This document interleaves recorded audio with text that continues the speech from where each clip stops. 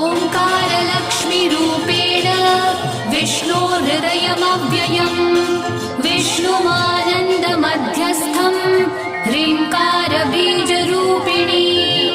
ॐ क्लीं अमृतानन्दभद्रे सत्य आनन्ददायिनी ॐ श्रीं दैत्यभक्षरदां शक्तिमालिनि शत्रुमर्दिनी तेजःप्रकाशिनी देवी वरदा शुभकारिणी ब्राह्मी च वैष्णवी भद्रा कालिका रक्तशाम्भवी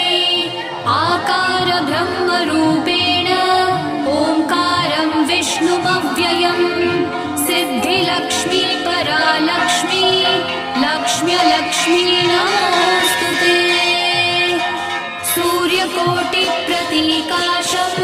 चन्द्रकोटिसमप्रभं तन्म